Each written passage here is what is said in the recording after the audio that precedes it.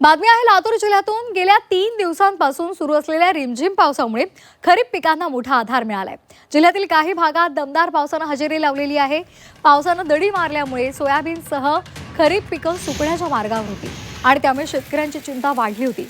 मात्र आता 3 दिवसांपासून मुसळधार पाऊस होतोय, काही ठिकाणी रिमझिम पाऊस होतोय आणि त्यामुळे पिकांना संजीवनी मिळाली आहे।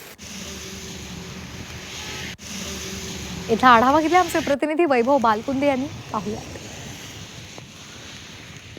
गेल्या 2 महिन्यापासून ज्या पावसाची प्रतीक्षा शेतकऱ्यांना होती तो अखेर पाऊस जे आहे आता लातूर जिल्ह्यात बरसायला सुरुवात झालेली आहे। गेल्या 2 दिवसापासून लातूर जिल्ह्यामध्ये रिमझिम पाऊस पडत असल्यामुळे आता शेतकऱ्यांच्या चेहऱ्यावर जे आहे आता आनंद पाहायला मिळत आहे। आपण पाहू शकताय की हे निलंगा तालुक्यातील शेती आहे आणि पाहू शकताय की या ठिकाणी रिमझिम पावसामुळे जे आहे ते पिकांना आता जीवनदान मिळालेलं आहे।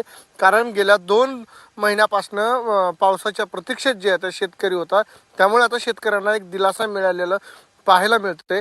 पावसाअभावी जे पीक जे होतं ते सुकायला सुरुवात झाली होती, त्या पिकांना आता जीवदान मिळतंय। लातूर जिल्ह्यामध्ये पाहायला गेलं तर जवळपास 4,36,000 हेक्टरवर पेरण्या पूर्ण झालेल्या आहेत।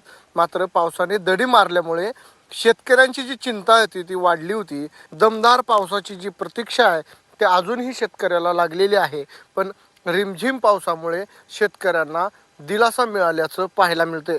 त्यामुळे आता शेतकरी राजा जे आहे ते समाधान जरी असला तरी जिल्ह्यातील पाणलोट क्षेत्र जे आहे, धरण क्षेत्र आहे, त्या ठिकाणी पाऊस जर मोठा पडला तर पिण्याचा पाण्याचा प्रश्न आहे ते सुद्धा आता मिटणार आहे।